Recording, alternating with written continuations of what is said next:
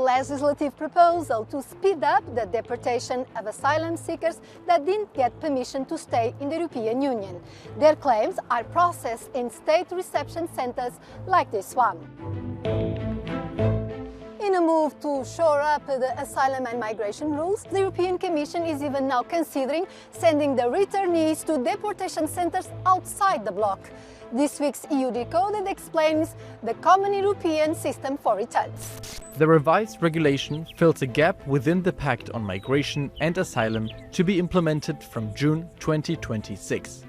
This specific proposal wants to address the fact that only about 20% of yearly deportation orders are carried out, according to Eurostat.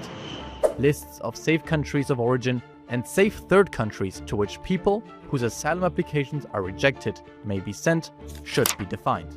Deportation centers, called return hubs, could be built in countries outside the EU.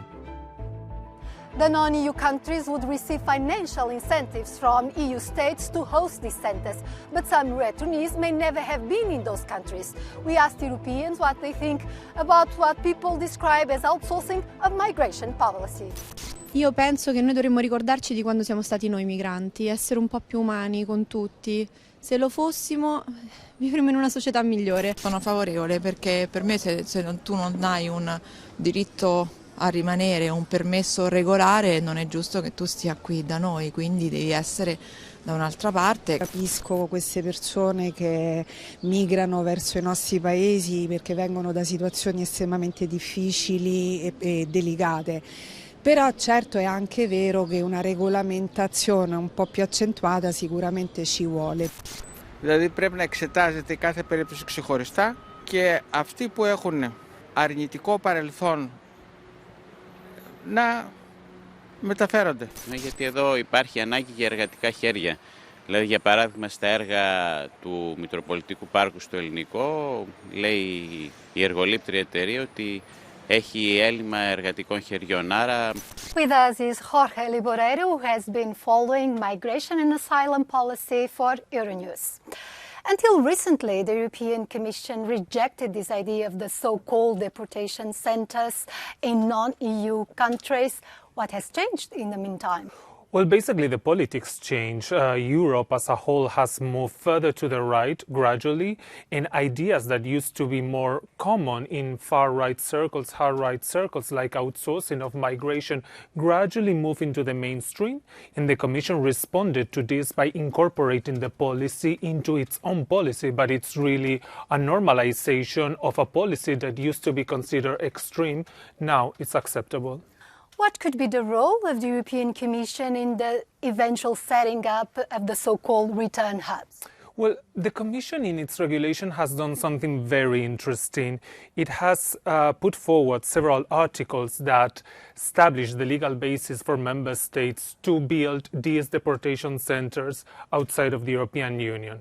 But then the Commission will not be involved in the managing of these centers. So in a way it's saying, you can do it, but I don't want to know anything about this. That being said, which countries are more likely to support the idea and which might be a little bit more against it?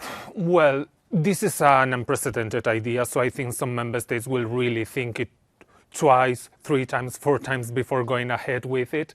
But we can see that Italy, Denmark and the Netherlands have been leading the political discussions around outsourcing, bringing other countries in a sort of coalition. But I think these 3 countries that led the debate might also lead this push to actually build the centers now that the regulation is on the table. The regulation states that the rejected asylum seeker must cooperate with the authorities, including providing ID and biometric information, as well as not absconding to another member state. If the person does not cooperate, the consequences can include reduction or refusal of benefits and allowances, seizure of identity documents, and longer entry bans. We discussed the pros and cons with 2 members of the European Parliament who have very different positions on this proposal, and that we'll discuss it in the Justice and Home Affairs Committee.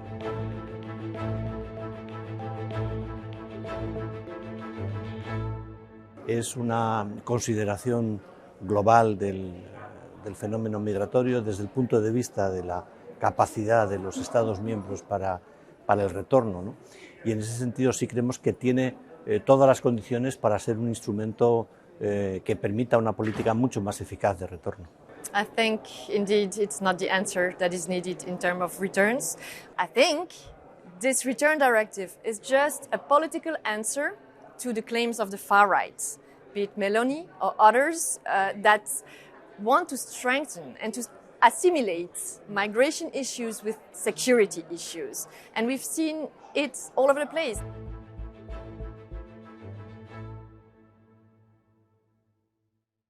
Los centros de retorno podrán establecerse mediante acuerdos bilaterales de los Estados miembros con terceros países. Cuando estos acuerdos se produzcan, lo que el reglamento prevé es que sí que la Unión Europea va a imponer unos determinados contenidos a esos acuerdos, precisamente para que se garantice el respeto de los derechos fundamentales y muy en especial de aquellas personas más vulnerables. There will be no monitoring of fundamental rights, even if it's claimed so. How will the EU check whether on the ground in the third countries the human rights of people will be respected? We see that already today, without these official apps, there are human rights violations all over the place.